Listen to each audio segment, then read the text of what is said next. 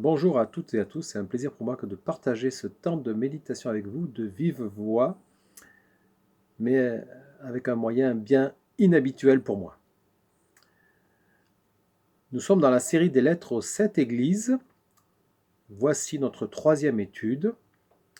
Il s'agit de la lettre à l'église de Smyrne, Apocalypse 2, versets 8 à 11, et je vous propose de faire tout de suite la lecture de ce texte.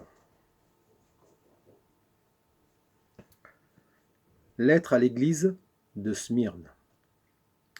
À l'ange de l'église de Smyrne écrit: Voici ce que dit le premier et le dernier, celui qui est mort et qui a repris vie. Je connais ta détresse, ta pauvreté, pourtant tu es riche. Et les calomnies de ceux qui se disent juifs et qui ne le sont pas. Ils sont une synagogue de Satan. N'aie aucune peur de ce que tu vas souffrir. Le diable va jeter quelques-uns d'entre vous en prison pour que vous soyez mis à l'épreuve. Vous connaîtrez la détresse pendant 10 jours. Sois fidèle jusqu'à la mort, et je te donnerai la couronne de la vie. Que celui qui a des oreilles entende ce que l'Esprit dit aux églises. Le vainqueur n'a rien à craindre de la seconde mort. L'Apocalypse, un livre de la Bible parfois bien mystérieux. Mais comme nous l'a rappelé Charles dimanche dernier, un livre d'espérance pour le croyant qui décrit la victoire totale du Christ sur la mort et l'avènement de son royaume. C'est un chiffre symbolique qui exprime la plénitude, la puissance, la gloire de Dieu. Et ce message aux 7 églises exprime le fait qu'au-delà des églises ici nommées, ce message s'adresse à l'Église universelle. L'Église union de l'ensemble des chrétiens du monde, celle d'hier, celle d'aujourd'hui, celle de demain. Ce message s'adresse aussi à notre communauté grenobloise. L'ensemble des remarques sur l'état spirituel de ces églises faites par le Christ, ce Christ qui a été identifié dès le premier chapitre, et je vous renvoie au message de Jean-Marc Pioux, peuvent s'observer dans l'une ou l'autre des communautés de chrétiens. C'est un message universel, un message d'alerte, de mise en garde, mais aussi un message d'encouragement. Ne pas étouffer le lumignon qui fume, mais permettre à la flamme de la foi de grandir et de perdurer jusqu'au temps de la fin. La particularité de la lettre à l'église de Smyrne est que le Christ ne lui fait aucun reproche. Cette église est affligée par la persécution et le Christ l'encourage au travers de son serviteur Jean qui reçoit la vision. Smyrne est une ville au bord de la mer Égée. Aujourd'hui, elle s'appelle Izmir, elle se situe en Turquie. Elle fait face à la Grèce, elle est fondée par les Grecs, colonisée par les Romains, habitée par des Juifs. Un lieu d'échange, de passage, de métissage culturel. Une belle ville surnommée à l'époque Couronne de l'Asie, un pôle scientifique et médical. Smyrne, soutien indéfectible de Rome et rendant un culte fervent à son empereur. La lettre s'adresse à l'ange de l'Église. Soit il s'agit d'un être céleste protecteur de l'Église, soit un représentant humain, l'évêque. La deuxième interprétation colle mieux au contexte. Examinons 3 aspects de cette lettre. Jésus-Christ, chef de l'Église. Jésus-Christ, chef de l'Église. Le Christ se présente au verset 8. Il le fait dans le préambule des 7 lettres. Nous allons le répéter à chaque commentaire, pour chaque lettre, mais le Christ se répète lui-même. C'est donc de la plus haute importance. Le Christ, Fils de Dieu, qui existe de toute éternité, le premier, le dernier. Le Christ, le Fils de Dieu, qui a vécu la mort suite à une persécution, mais qui est ressuscité. C'est lui le chef de l'Église. C'est lui qui a autorité sur elle, et nul autre, aucun homme, aucun soi-disant prophète. C'est une réalité qui est dite et répétée. C'est notre chef, le chef des chrétiens que forme l'Église. L'Église, c'est son projet. Nous lisons dans la première épître de Pierre au chapitre 2, les versets 9 à 10. Je lis. « Vous êtes une lignée royale, un sacerdoce royal, une nation sainte, un peuple que Dieu s'est acquis, pour que vous annonciez les hauts faits de celui qui vous a appelé des ténèbres à son étonnante lumière. Vous qui, autrefois, n'étiez pas son peuple, vous êtes maintenant le peuple de Dieu. » Fin du passage. Une église de chair et d'esprit, non un bâtiment. C'est à lui que nous devons rendre un culte et à nul autre, aussi saint soit-il. C'est lui qui unit tous les chrétiens, les rachetés, au prix de son sang qui a coulé sur la croix. C'est à lui que nous devons adoration. C'est le chef de tous ceux qui sont passés par la nouvelle naissance, qui ont demandé pardon, qui ont changé de manière de vivre, un changement radical de direction de vie. Chaque chrétien, comme cela a été rappelé par Charles, a le devoir de participer à cette construction spirituelle qu'est l'Église. Christ, chef de l'Église, c'est un encouragement. La fondation de l'Église est solide, inébranlable, car elle repose sur le Christ, Fils de Dieu et Dieu lui-même. C'est une œuvre qu'aucun homme, aucun virus, aucune persécution ne pourra anéantir. L'Église existera jusqu'à l'avènement du royaume de Dieu. En ces longues semaines de confinement, il n'est pas facile de vivre l'Église, car il nous manque la possibilité de nous voir, de partager, de louer Dieu ensemble. Heureusement, l'Église continue d'exister. Le lien de l'esprit est là, la prière mutuelle nous fortifie. La technologie permet que nous nous parlions, que nous prenions des nouvelles les uns des autres, que nous fassions des réunions. Le Christ a vaincu la mort. Une victoire éclatante sur le mal et sur son prince Satan. Ainsi, le Christ est en pleine capacité de nous aider à vivre nos épreuves, aussi grandes soient-elles. Il est notre puissant soutien. Je connais, le Christ sait quelle est notre vie. Il sait quelles sont nos joies, nos peines, nos épreuves, nos persécutions. À certains qui nous demandent de nos nouvelles, on pense ou on dit parfois « tu ne peux pas comprendre ». Le Christ, lui, nous connaît parfaitement. Il nous connaît au plus profond de nos âmes.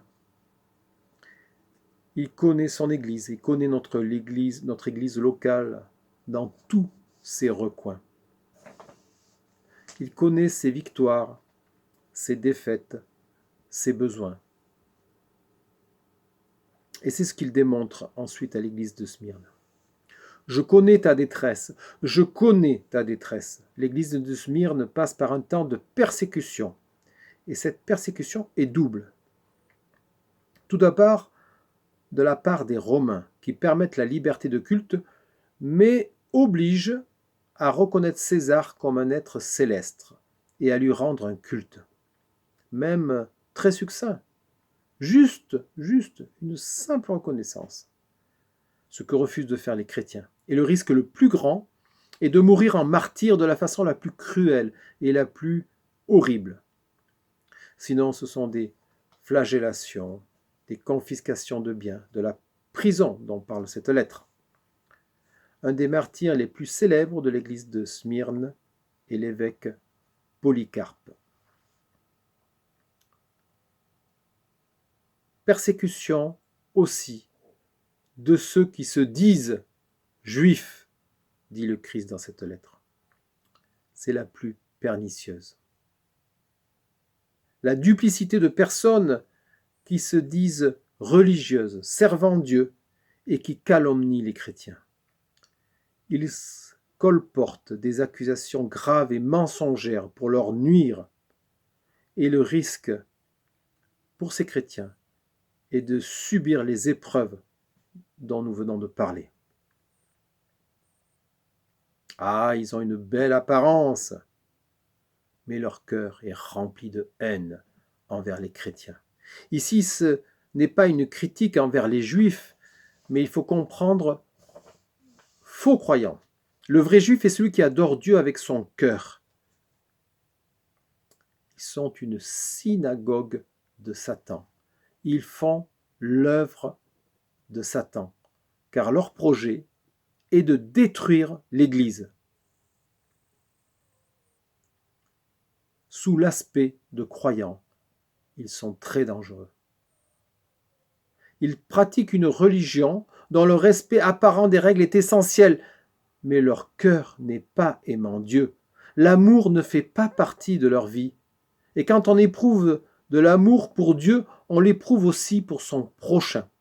Et je vous renvoie au texte d'introduction de notre culte de dimanche dernier, dans la première épître de Jean au chapitre 4. Le Christ dit de ces personnes, ni plus ni moins, que ce sont des apôtres de Satan. Christ dit à l'église de Smyrne, « Je connais ta détresse, ta pauvreté, et pourtant tu es riche. » Tous ces accusateurs sont certainement des notables, influents, riches, de belle apparence, des beautiful people, comme on dit. Les membres de l'Église sont pauvres, et dans le contexte, ils ne peuvent en être autrement. Mais le Christ leur affirme qu'ils sont en fait riches. Et leur richesse n'est pas faite de biens périssables, mais de leur foi en Dieu et en son Fils, Jésus-Christ. Cette richesse est inaliénable. Ces biens spirituels produisent, image financière, des intérêts pour la vie éternelle. Que valent toutes ces richesses terrestres si la vie de ces riches sème le malheur autour d'eux et si leur mort les conduit loin du royaume de Dieu? N'aie pas peur de ce que tu vas souffrir. Pas facile d'entendre cela. N'aie pas peur, mais ça va faire mal. C'est le Christ qui dit cela, pas un homme. Sa vision est au-dessus de la nôtre, au-dessus de notre petite existence. En d'autres termes, cela vaut la peine de résister, même si c'est dur. Je suis là, je suis avec toi, je t'accompagne. Aucun homme, aucune épreuve ne t'arrachera de moi. Je vais te conduire à la victoire. C'est cette perspective merveilleuse qui doit encourager le croyant à tenir ferme. Christ nous connaît, mais le connaissons-nous vraiment? Connaissons-nous sa grandeur, sa puissance, son œuvre quotidienne pour ses enfants, pour toi, pour moi, son œuvre quotidienne pour son Église? Dieu, comment vas-tu me sortir de là? Christ nous répond seulement, je sais que tu vas souffrir, mais n'aie pas peur, je te connais, je suis avec toi, je t'emmène avec moi, je t'accompagne. Et peut-être passeras-tu par la mort, mais ce n'est pas la fin, la victoire viendra. Sois fidèle jusqu'à la mort, sois fidèle jusqu'à la mort. Et je te donnerai la couronne de vie. Ces dernières semaines, les médias n'ont jamais autant parlé de la mort. Tous les jours, on compte les morts du Covid-19. La mort au bout des persécutions, comme pour les chrétiens de Smyrne. La mort au bout de la maladie, comme ces jours-ci. Sois fidèle. Respecte ton engagement de suivre le Christ. Garde la foi. La foi peut s'éteindre de diverses manières, et la peur de l'épreuve en est une. Le Christ encourage vivement les chrétiens de Smyrne à garder la foi, malgré les conséquences terribles que cela produit dans leur vie de tous les jours, et dans leur vie tout court. Gardez la foi malgré tout, envers et contre tout, car la victoire est au bout, la couronne du vainqueur. Garder la foi est un combat, même en dehors des épreuves, car bien des soucis ou attraits de ce monde peuvent nous en éloigner. La victoire, c'est d'échapper à la seconde mort, c'est d'échapper à l'enfer, de vivre un jour dans le royaume de Dieu. Notre choix crucial de suivre ou non le Christ est essentiel, car il impacte notre existence après la mort terrestre. La fidélité est une qualité rare. Christ nous invite à rester ferme en lui, de ne pas l'abandonner, de ne pas avoir peur au cours de notre vie, peur des événements qui nous touchent. Il nous invite à lui faire confiance, à croire à cette perspective merveilleuse de vivre un jour dans son royaume. La foi, c'est de croire à des choses que nous ne voyons pas. Ce royaume, nous avons du mal à l'imaginer, mais cette promesse vient du Christ lui-même. Que celui qui a des oreilles, que celui ou celle qui veut bien prendre du temps pour écouter, écoute. Prendre au sérieux ma parole, sois fidèle, garde cette flamme, malgré tes tribulations, malgré tes incompréhensions, malgré la vision des trahisons de ceux qui se disent chrétiens, malgré l'épreuve, sois fidèle. Sois fidèle en tant que chrétien, mais sois fidèle aussi en tant qu'Église du Christ, fidèle dans l'annonce du message du Christ, fidèle dans le service, fidèle dans ta mission. En ces temps d'épidémie, les femmes et les hommes de notre planète tremblent, car leur peur, c'est de se retrouver peut-être prochainement devant la mort, leur mort, ma mort, ou celle d'un proche. Pour les chrétiens de Smyrne, c'était la même situation. À cause de leur foi, ils risquaient la mort à court terme. Quelle est notre vision de la fin? Quelle est notre espérance? Durant le temps que Dieu nous prête vie sur cette terre, qu'allons-nous faire pour le Christ? Durant le temps que Dieu nous prête vie sur cette terre, qu'allons-nous faire pour notre prochain? Durant le temps que Dieu nous prête vie sur cette terre, qu'allons-nous faire pour son Église? Je connais ta détresse, ta pauvreté, pourtant tu es riche. N'aie aucune peur, sois fidèle, et je te donnerai la couronne de vie. Je viens bientôt, et j'apporte avec moi ma récompense. Que la grâce du Seigneur Jésus soit avec vous tous. Amen.